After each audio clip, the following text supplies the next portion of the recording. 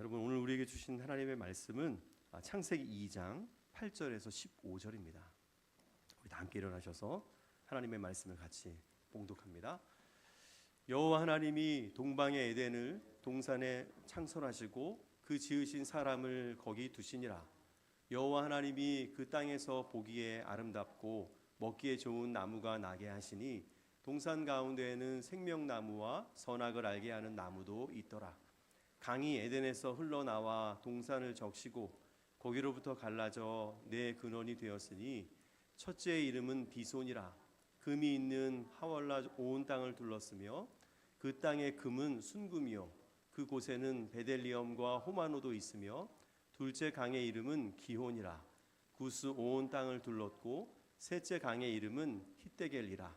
아수르 동쪽으로 흘렀으며 넷째 강은 유브라데더라.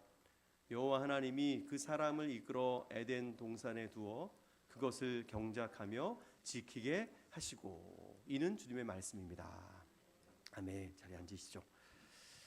구약 성경 창세기, 그것도 처음 창조 이야기는 결코 과학이나 역사적 관점으로 서술이 된 것이 아니다, 그런 말씀을 드렸죠. 철저하게 하나님의 계심을 전제로 오롯이 신앙의 관점에서 고백되고 기록되었습니다. 형식은 가벼운 이야기 형태를 띠고 있지만 그 안에 이 하나님과 인간에 대한 놀라운 진수를 담아내고 있죠. 6일 동안 이루어진 창조의 중심에는 누가 있었죠? 네, 인간, 사람이 바로 창조의 중심이다라는 것을 우리가 읽어보았고요. 그래서 인간에 대한 특별한 의미를 부여하고 있고 그에 따라 인간을 이해하기 위한 많은 정보가 제공되어 있습니다. 이를테면 빛이 있으라 하시니 빛이 있었고, 즉 말씀만으로도 온 세상을 지으실 수 있는 하나님께서 유독 이 사람을 지으실 때는 능동적 행위를 더하고 계시다는 것을 말씀하고 있어요. 당신의 형상을 따라 흙으로 빚으시고 또 그 코에 생기를 불어넣어 주셨다. 이는 인간이 다른 피조물과는 질적으로 다른 존재라는 의미가 있죠. 각자의 처해진 형편과 상황이 어떠하든지 인간은 결코 하찮은 존재일 수 없다. 신의 놀잇감 정도로 만들어진 것이 아니라 하나님의 자녀이자 이 땅에서 하나님의 통치를 대리하는 자로 부름을 받았다. 반면에 흙으로 지음받은 인간, 즉 부서질 수도 있고 깨어질 수도 있는 연약한 존재인 것이 바로 우리이니 지나치게 교만할 것도 없고 그렇다고 너무 움츠러들지도 말아야 한다. 인간은 하나님의 생기를 통해 살아있는 존재가 되는데, 즉 하나님과 교제하며 살아갈 때 비로소 이 참된 삶에 이를 수 있다.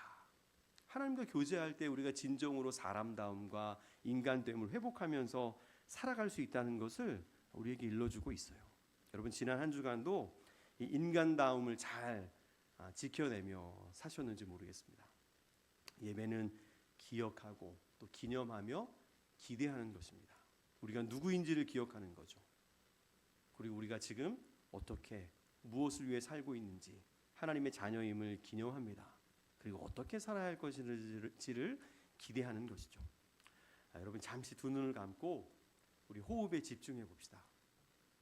그리고 들이마심과 내심을 통해 하나님이 우리 안에 계심을 잠시 한번 묵상하고 말씀 이어갔으면 좋겠습니다. 조용히 한번 호흡에 집중하며 주님이 우리 안에 계심을 한번 기억하죠.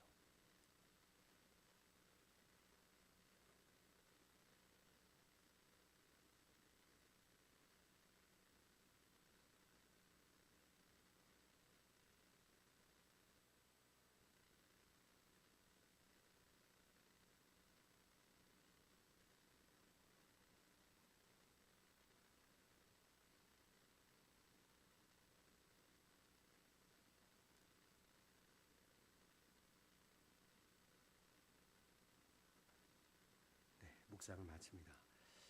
여러분 우리 안에 분주한 일상에 빠져 있을 때, 또 마음이 혼란스럽고 분노가 차오를 때 조용히 두 눈을 감고 우리 호흡에 집중하면서 주님이 내 안에 계신 것을 잠시 돌이켜보고 그래서 내가 어떻게 살아야 되는지 그것을 좀 기억하는 시간을 가질 수 있다면 이전에 살아왔던 것보다 훨씬 더 풍요롭고 의미 있는 시간들을 보낼 수 있으리라 생각해 봅니다. 자, 그리고 오늘은 조금 더 구체적으로 그렇다면 이 인간으로서 우리가 어떻게 살 것인가라는 물음을 가지고 이 본문 속 에덴에 놓여진 인간의 모습에 주목하고 또 묵상해 보려고 합니다. 8절에 보시면 여호와 하나님이 동방의 에덴에 동산을 창설하시고 그 지으신 사람을 거기에 두셨다. 하나님께서는 당신의 특별한 관심을 통해서 지음받은 인간을 아무 곳에나 그냥 내버려 둔 것이 아니라 그들이 살아갈 수 있는 준비된 장소를 제공해 주셨다는 것이죠. 이 창조의 중심이 사람이다 라고 했으니 그에 걸맞게 인간을 향한 하나님의 극진한 배려가 여기 있다는 것을 엿볼 수 있는데요. 에덴은 행복의 땅, 또 축복의 땅, 그런 의미를 가지고 있고요. 동시에 물된 동산, 그렇게 해석하기도 합니다. 아울러 10절 이하에 보면 그곳 에덴으로부터 4개의 강, 비손, 기온, 히데겔, 유브라데, 이 강들이 시작되고 물이 흘러나왔다라는 기록들이 있잖아요. 이것을 보면 이 물된 동산이라는 의미가 잘 설명되는 것 같습니다. 자, 이 4개의 강, 이 성경에서 숫자 4는 정방형의 땅을 가리키는 완전수를 의미하거든요. 또 하늘은 숫자 3을 의미합니다. 그래서 예를 들면 3 곱하기 4는 정답 12. 네. 그래서 12가 완전수이고 또 3 더하기 4는 7. 네. 그리고 성경에 보면 이 안식일 일주일도 7. 네. 12제자, 12지파. 이런 완전수의 개념으로 작성된 것을 보면 이 4개의 강이 흘렀다는 것. 에덴에서 이 강이 흘러서 온 땅을 적셨다는 것은 이 세상을 향한 하나님의 복과 은혜가 그곳 에덴으로부터 비롯되었다는 것. 그것이 모든 것의 완전한 것의 시작이었다는 것을 상징하는 의미가 담겨 있다는 거예요. 일견 물은 인간이 살아감에 있어서 가장 기본적이고도 중요한 조건에 해당이 되잖아요. 게다가 물이 풍족하다는 것은 그곳이 생명으로 충만하고 풍요롭다는 설명이기도 합니다. 그와 연결해서 9절에도 보면 하나님께서는 그 땅에 보기에도 아름답고 먹기에도 좋은 나무들을 나게 하셨다. 한마디로 very good, 보시기에 좋았다라는 설명이 다시 한번 여기에 첨부되고 있다 이해하면 될 것 같아요. 결과적으로 이 성경은 이처럼 모든 것이 완벽하게 조성되어 있고 하나님의 사랑이 깃들어 있는 그 에덴에서 인간의 삶이 시작되었다라고 말하고 있습니다. 이를 뒤집어 보면 인간은 이 자신들이 살아갈 땅 에덴의 동산이 창설되는 것에 아무것도 일조한 것이 없어요. 그저 주어진 삶의 자리에서 그들의 인생이 시작되었다라는 것이 인간의 삶의 시작을 설명하는 전부입니다. 저는 어린 시절이 그리 행복하지는 않았습니다. 요즘 말로 하면 저희 아버지는 약간 한량 좀 그런 분이셨고요. 어머니는 남의 집 식모도 하셨고 또 폐지를 줍는 일, 또 노점에서 물건을 팔기도 하셨고 안 해본 일이 없으셨던 것 같아요. 제가 어떻게 아냐면 어리니까 엄마가 늘 그립잖아요. 늘 엄마를 쫓아다니고 곁에 붙어 다니면서 보기도 하고 또 돕기도 하고 그랬던 것 같아요. 제가 수원의 성균관대학교 근처에 부근에 살았는데 초등학교 때 방학이 되면 새벽 5시쯤 전철 첫 차가 있거든요. 그걸 타고 서울의 경동시장이나 청량리시장에 가요. 그럼 거기서 뭐 도라지, 고사리, 뭐 이런 야채나 건어물들을 사가지고 잔뜩 저보다 큰 보따리를 짊어지고 내려오는 거죠. 그래서 제가 키가 좀 덜 컸습니다. 동의하지? 네. 그때쯤 새벽 5시쯤 첫 차를 타고 물건을 잔뜩 사가지고 내려오면 대학생들이 막 학교에 들어갈 시간이에요. 그러니까 그 형님들이 그 물건을 늘 올려다 주셨던 기억도 제게 있거든요. 그럼 그걸 가져와서 정리하고 길에 놓고 이제 파시는 것이 주로 어머니의 일상이었던 기억이 있습니다. 사춘기 시절에는 제가 고민이 많았죠. 원망도 많이 했고요. 죽고 싶을 때도 있었습니다. 우리 집은 왜 이렇게 가난할까? 나는 왜 이런 가정에서 태어났을까? 보온 도시락에 점심 싸오는 친구들을 보면 나도 저런 가정에서 태어났으면 어땠을까? 그런 생각도 했었던 것 같거든요. 그런데 같은 물음을 전혀 다른 상황과 전혀 다른 입장에서 질문받은 적도 있어요. 홍성욱 선교사님이 사역하시는 필리핀 깜덴에 제가 청년들과 함께 간 적이 있거든요. 거긴 빈민 지역인데 은지자매도 같이 갔었죠. 첫날 밤에 그 팀들과 전도하고 그 어려운 가정 형편, 거의 저희 여기 주방만한 곳을 판자로 만들어서 그 밑으로 막 구정물이 흐르기도 하고요. 막 그런 곳에 몇 식구들이 함께 살아가는 모습들을 보고 돌아온 첫날 밤에 선교사님이 우리 모두에게 질문을 하시더라고요. 기억나요? 네. 뭐라고 질문하셨냐면, 여러분 이들이 참 어렵고 힘들게 살아가고 있죠.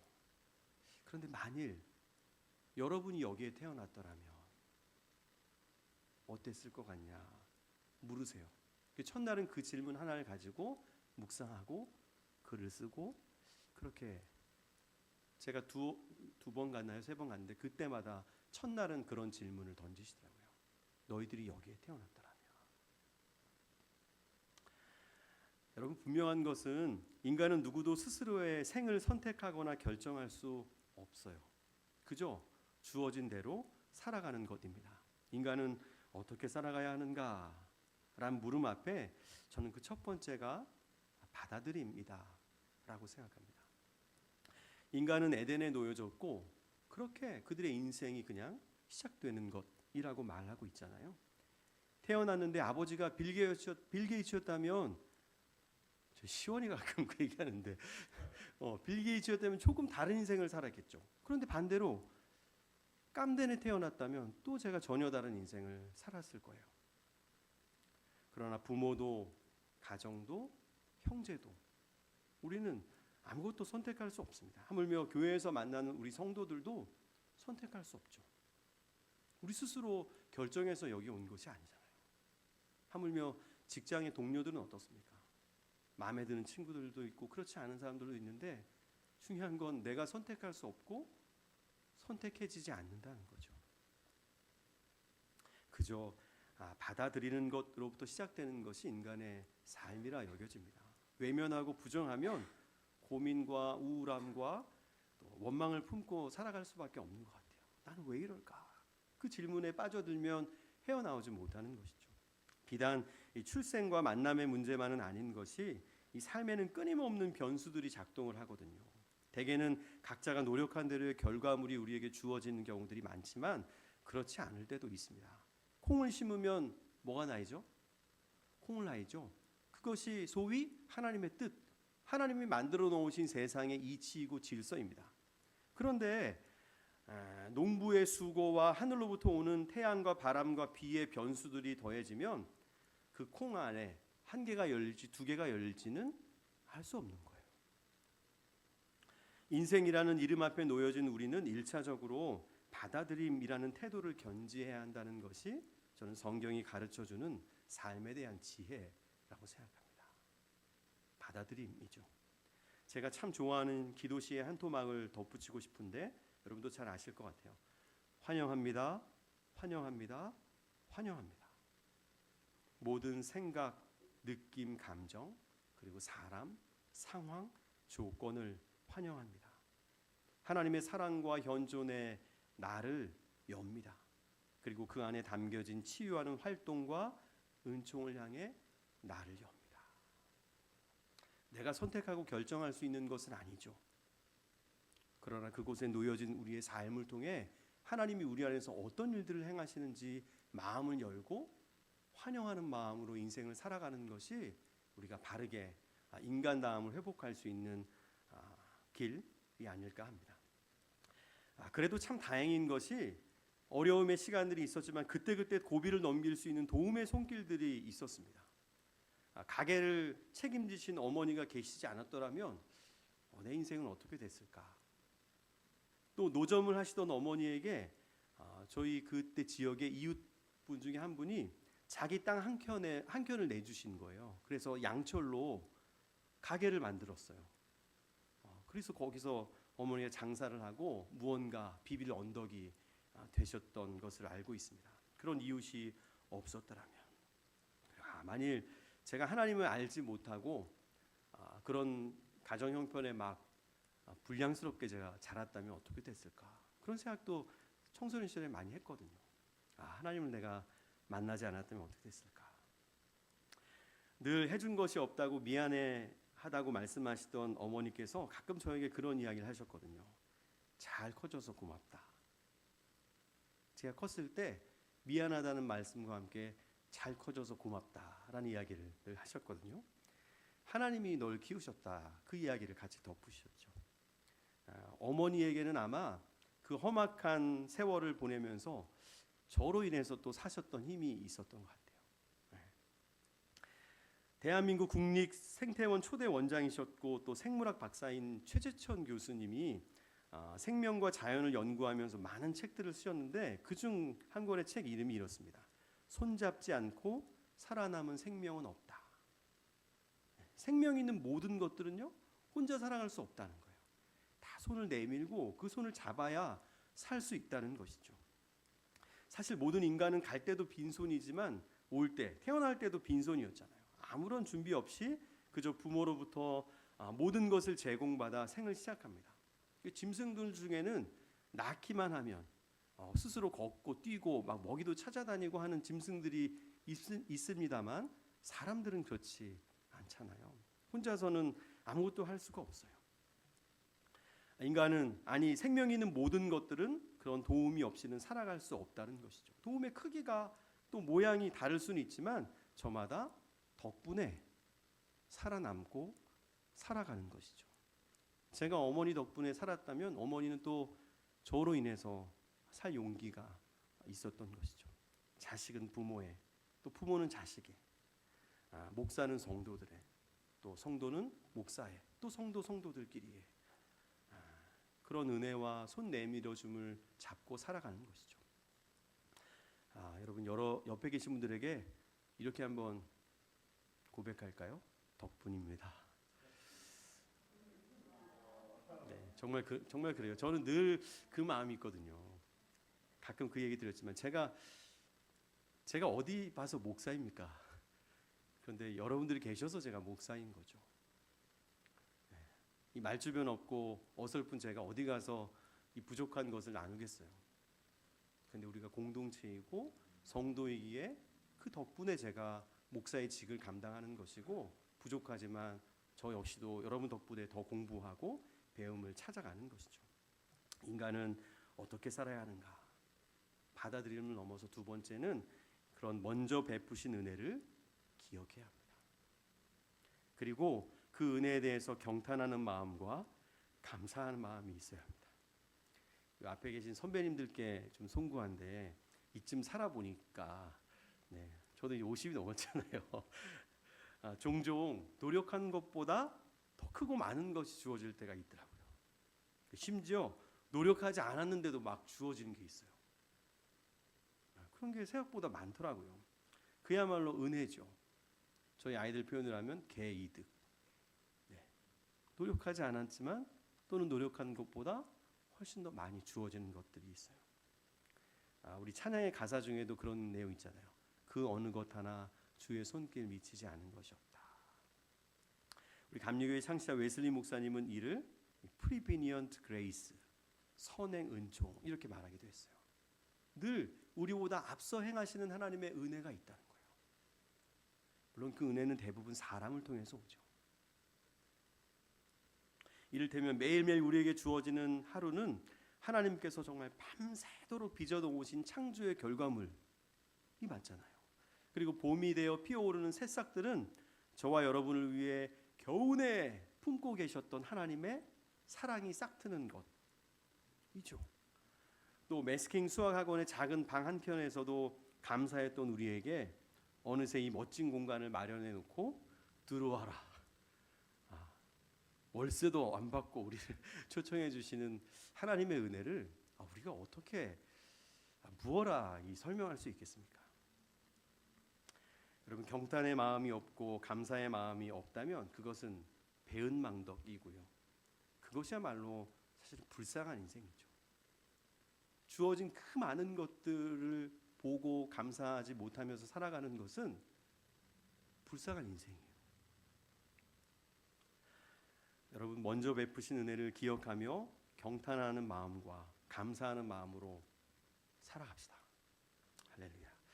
나아가 베풀어 주신 은혜에 대해서 그것을 흘려보내는 통로가 되어야 하는 것이 우리의 삶의 태도인 것 같아요. 강이 에덴에서 흘러나와 동산을 적시고 거기서부터 갈라져 네 개의 근원이 되었다. 주어진 은혜, 받은 은혜는 움켜쥐고 있을 것이 아니라 흘려보내야 한다는 것 같아요. 그래야 더 많은 생명이 살아날 수 있습니다. 흘러가야 할 은혜가 멈추고 고여 있다면 더 이상 생명이 깃들 수 없는 것이죠. 이스라엘의 두 개의 호수, 두 개의 바다가 있잖아요. 저 위쪽에 갈릴리가 있죠.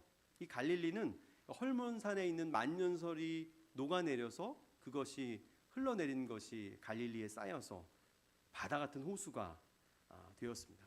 그리고 갈릴리는 끊임없이 그것을 요단강을 통해 아래로 흘려보내거든요. 그 갈릴리에는 늘 생명이 풍부하죠. 그리고 갈릴리에서 저 사해까지 흘러가는 요단강을 먼 위에서 항공사진으로 비춰보면요, 그 흘러가는 요단강 주변으로 다 사막이니까 광야라고 하잖아요. 거기에 초록 라인이 생겨 있거든요. 그게 바로 물줄기를 따라 생겨나는 생명을 보여줍니다. 그러나 저 아래, 물론 지형이 낮은 이유이기도 하지만 또 하나의 바다가 있잖아요. 뭐죠? 사해. 그 사해는 받기만 하고 흘려보내지는 않아요. 말 그대로 사해, 그러니 죽은 바다가 되어버립니다. 여러분, 저와 여러분의 삶이, 그리고 우리 다음 교회가 그 에덴의 풍성함을 누리는 복의 근원이 되었으면 좋겠고, 또 그것을 마음껏 흘려보내는 삶을 살아갈 수 있기를 주님의 이름으로 축원합니다. 그렇지 않으면 우리에게 또 다른 생명이 깃들 수 없어요. 지금도 좋사오니 우리가 이러고 머물러 있다면 이 사랑은 흘러갈 수 없고 하나님의 은혜는 모든 사람의 것이 될 수 없죠. 먼저 베푸신 은혜를 기억하고 경탄하며 감사하는 마음을 가져야 하되, 그것을 마음껏 흘려보내는 통로가 되어야 한다는 것을 잊지 않았으면 좋겠습니다. 한 가지 더 생각해 보자면, 에덴이라는 말에는 그 어원이 기쁨, 환희, 여기에서 출발했거든요. 그렇다면 에덴에 놓여진 인간의 삶이란 기쁨과 환희, 축제의 삶이 되어야 한다는 의미로도 저는 해석이 가능하지 않을까, 그렇게 생각해 봅니다. 인간의 삶은 기쁨과 환희로 가득 채워져야 할 것이다라는 거죠. 그러나 이 창세기 3장 이후에 안타깝게도 인간은 더 이상 에덴에 머물 수 없었죠. 나중에 또 살펴보겠지만 그로 인해 에덴에서 누려야 할 기쁨과 환희는 다 소멸해버리고 말았습니다. 그래서였을까요? 15절을 우리 같이 한번 다시 보시면, 여호와 하나님이 그 사람을 이끌어 에덴 동산에 두어 그것을 경작하며 지키게 하시고, 그 에덴을 어떻게 했다고요? 경작하고, 그리고 다음은 지키라는 거예요. 경작하다라는 것은 노동, 일궈낸다는 노동의 의미가 있고요. 지키게 하셨다는 것은 그것을 관리하고 책임지며 보호해야 한다는 것이죠. 에덴을 어떻게 해요? 경작하고 지키게 하셨다는 거죠. 우리의 시선을 조금 옮겨서 이 글이 편집되었을 바벨론 땅으로 한번 가보자고요. 이스라엘은 그 찬란했던 과거의 영광을 지켜내지 못했습니다. 하나님이 주신 은혜를 은혜로 알고 감사하기보다 하나님을 거부하고 그들에게 주어진 모든 것을 자기들의 자랑으로 삼으려고 했죠. 주신 은혜를 흘려보내는 삶이 되어야 했지만 그들은 그 복과 은혜를 권력 삼아서 이웃 나라들을 괴롭히고 그들 위에 군림하려고 했습니다. 그 힘을 함부로 낭비하며 백성들을 괴롭게 했죠. 기득권들은 넉넉하고 늘 솔로몬의 말처럼 풍요롭다, 영화롭다 말하지만 사실 백성들은 다 죽을 똥 살 똥 살아가야 했거든요. 결과적으로 그들의 에덴이었던 유다 땅에서 쫓겨났죠. 그 에덴으로부터 너무나도 멀리 와 있는 그 상황, 그 시간, 그 시절에 아마도 그들은 그 에덴을 그리워하면서 왜 그 에덴의 가치로 살아가지 못했을까라는 것을 참회하는 마음으로 창세기를 읽고 쓰고 정리하고 있었으리라 짐작이 되죠. 사랑하는 여러분, 인간은 어떻게 살아야 합니까? 에덴을 경작하고 지켜내야 합니다. 우리의 인생이 기쁨과 환희의 삶으로 충만하기 위해서 수고하고 땀 흘려 가꾸어내고 기꺼이 책임지고 관리해야 한다는 것이죠. 하나님의 은혜가 우리에게 변함없이 주어지지만 그 은혜로 주어지는 기쁨과 환희의 삶을 유지하는 것은 철저하게 우리의 몫이다. 우리가 경작하고 지켜내야 한다는 것을 성경은 우리에게 일러주고 있어요. 앞서도 나눴지만 그래서 노동이 하찮은 것이 아니라는 거예요. 땀 흘려 그 일을 행하셨던 하나님처럼 우리도 그 일을 해야 하는 것이고 더 위대한 일을 할 수 있다는 것이 예수님의 이야기이기도 했습니다. 철저히 우리에게 달려 있다는 것. 그 에덴은 우리의 가정일 수도 있고 우리의 직장일 수도 있고 교회일 수도 있고요. 우리의 마음일 수도 있습니다. 경작하고 지켜내야 한다는 것이죠. 기필코 경작하고 지켜내서 그 어디나 하나님 나라가 되는 저와 여러분이 되었으면 좋겠습니다. 한편 애초에 에덴이 특정한 어느 장소를 가리키는 것이 아니라면 에덴의 모습은 하나님의 은혜와 질서가 충만한 그런 상태를 의미하는 것이기도 하죠. 그래서 혹자는 에덴을 하나님의 통치가 이루어지는 곳, 하나님과 사람, 또 사람과 사람, 또 사람과 모든 피조물들이 좋은 관계를 유지하고 회복되어 있는 상태라고 말합니다. 사랑과 평화와 공평과 정의가 그런 질서가 조화롭게 이루어지는 하나님 나라의 원형을 바로 에덴이라고 말하기도 하거든요. 그런 의미에서 구원이란 무엇이냐? 무너지고 망가져버린 이 세상이 다시 에덴의 질서를 회복하고 돌아가는 것이라고 말씀드리는 겁니다. 구원이 결코 개인의 차원에 머물 수 없는 이유입니다. 온 세상을 지으신 하나님은 다시 그런 세상이 되기를, 그런 세상으로 구원해내기를 원하시거든요. 무너지는 것은 한순간이지만 다시 회복하려면 얼마나 많은 수고가 필요한지 우리의 역사는 그것을 보여주었고, 안타깝지만 지금도 우리는 그런 냉혹한 시절을 보내고 있지 않습니까? 바라기는 2025년 대한민국의 땅에도 에덴의 질서가 회복되기를 간절히 소망합니다. 이 땅에 무너진 정의와 평화가 속히 회복되어야 할 것이죠. 그것이 하나님이 기뻐하시는 이유이기 때문입니다. 차디찬 아스팔트에서 외치는 국민들의 부르짖음이 하늘에 닿기를 기도합니다. 어쩌면 터질 듯한 분노의 마음을 보란듯이 축제의 모습으로 바꿔내는 국민들의 저력은 이 환희와 기쁨을 추구하는 에덴의 DNA가 우리에게 있는 것 때문은 아닐까? 말씀을 준비하면서 그런 생각도 해보았습니다.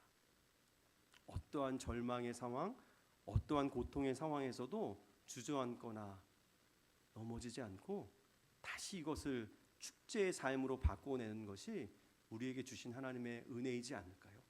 그 에덴을 꿈꾸는 마음이 우리 속 깊은 곳에 태초에 하나님은 모든 사람들의 심성에 그런 마음을 넣어주신 것 아닐까 생각해 보는 것이죠.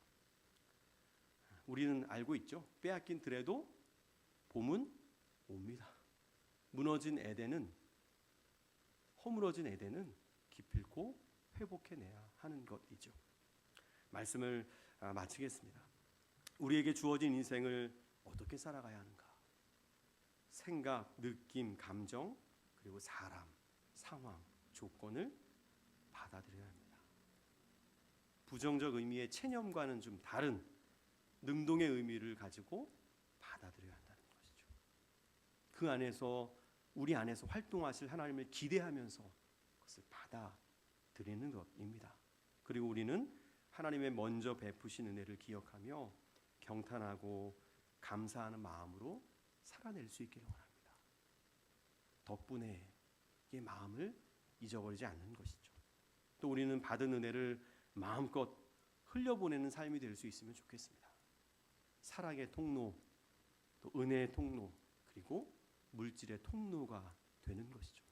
우리를 통해서 하나님의 대로가 되어서 그것들을 마음껏 흘려보내면 또 다른 생명이 깃드는 일, 또 다시 살려내는 일들이 확장될 수 있으니까요. 끝으로 우리 속에 에덴이 무너지지 않도록 경작하고 지켜내는 삶을 살아내는 저와 여러분이 될 수 있기를 원합니다. 여러분, 바로 이것이 인간을 에덴에 살게 하신, 그리고 에덴에 놓여진 인간의 삶을 어떻게 살아내는가, 그 의미를 묵상해 보는 측면이 아닐까 생각합니다. 부디 저와 여러분 모두가 그런 하나님의 백성으로서 우리 인간됨을 어떻게 지켜내며 살아갈 것인가, 오늘 말씀을 통해서 주신 내용을 잘 기억하고 그렇게 살아낼 수 있으면 좋겠습니다.